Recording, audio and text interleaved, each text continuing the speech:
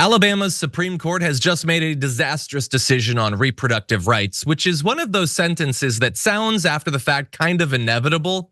In this case, they ruled that frozen embryos created through in vitro fertilization are children under state law. This was a 7-2 ruling, and it had to do with two wrongful death suits that were brought against a mobile fertility clinic back in 2021 after a patient broke into a freezer, removed some of the stored human embryos, and then dropped them. And here are the details of the case, but bear in mind, this goes way beyond just this case. That is the true damage that can be done with this. But in this lawsuit, it was brought by a group of in vitro fertilization patients whose embryos were destroyed back in December of 2020. The plaintiffs subsequently filed two lawsuits against the facility, the Center for Reproductive Medicine, alleging that the clinic had violated Alabama's Wrongful Death of a Minor Act, which applies to unborn children. The clinic's motion to dismiss the lawsuits were granted by a trial court that found a frozen embryo did not fall within the definition of a person or a child. But then the state Supreme Court got involved, and here is what they said. The relevant statutory text is clear. The Wrongful Death of a Minor Act applies on its face to all unborn children without limitation. The court found that there is no unwritten exception, as the defendants have argued, to the law that applies to unborn children who are not physically located in utero, that is inside a biological uterus, at the time they are killed. So it expanded their state level definition, which is already out of whack with federal law and many other states' laws. And so from there, it's going to expand. But I want you to bear in mind sort of the stakes here in terms of this. The Medical Association of the State of Alabama warned that siding with the plaintiffs would mean increased exposure to wrongful death lawsuits that at best would substantially increase IVF costs. So if any time an embryo is lost, you can potentially be sued by the person you're working with, then it becomes difficult to imagine how an IVF business like this can continue to function.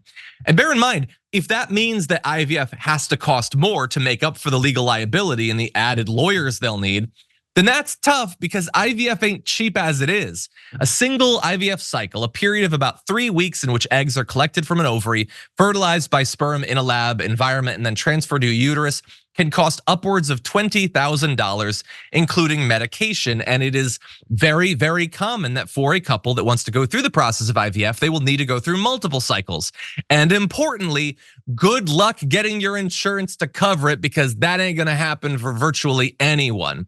So some people who are desperate to have children might have to bankrupt themselves just for the added chance of having kids through IVF. And that soon might get a jacked up cost thanks to this. Now it's being spread in states outside of Alabama, but at this point, Rayyvana, I want to give you a chance to weigh in. Yeah, first I want to say I read this decision. It was one of the most poor, and I've read some pretty horrifically written court decisions, but this was one of the worst. They referenced the Bible and God's plan for life and immaculate conception in the decision.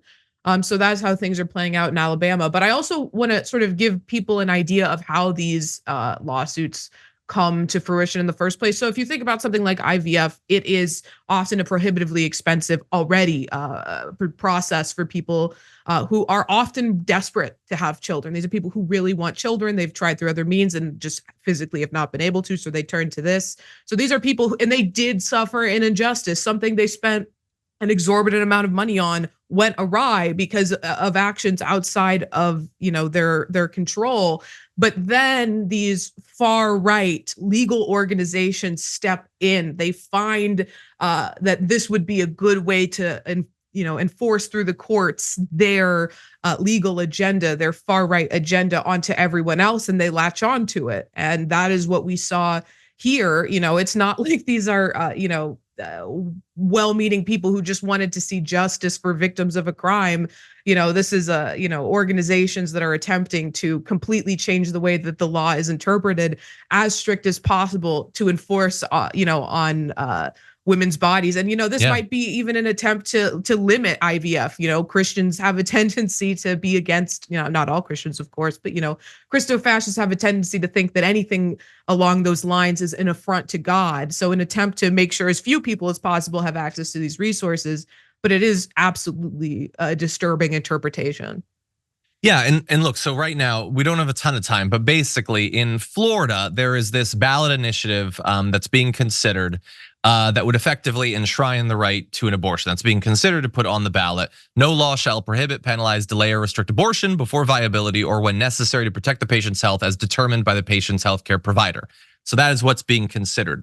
So some of those arguing against that are now saying, but wait, look at what Alabama did. They just expanded their concept of personhood, so maybe that has something to do with this. I don't understand what it has to do with it. Their side, by the way, has already argued in the consideration for this ballot initiative, but now they're now saying this changes the legal situation.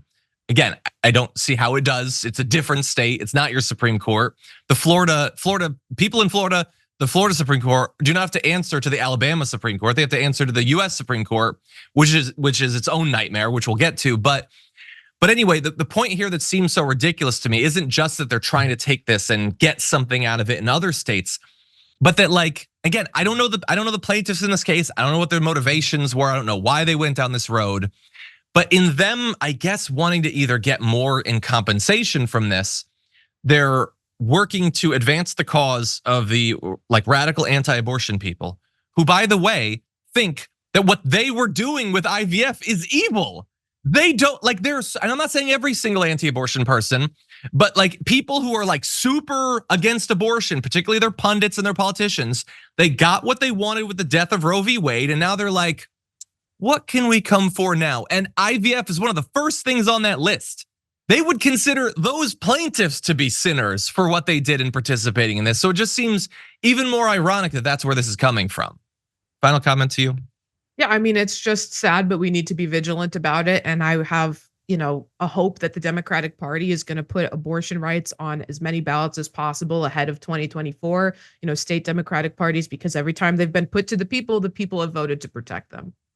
100%. Yeah, look, it's a strategy that the right used, trying to use like demonization of same-sex marriage for years and years and years at the ballot level to get people to turn out. Well, get this on there. It's an important issue. It affects people's lives, and we already know what people think about it. They would hate the fact that this would be driving people to the polls, but they have only themselves to blame. They were utterly unsuccessful for a half century in convincing people of their position on abortion. Sorry, you failed. Now you might pay the price for it.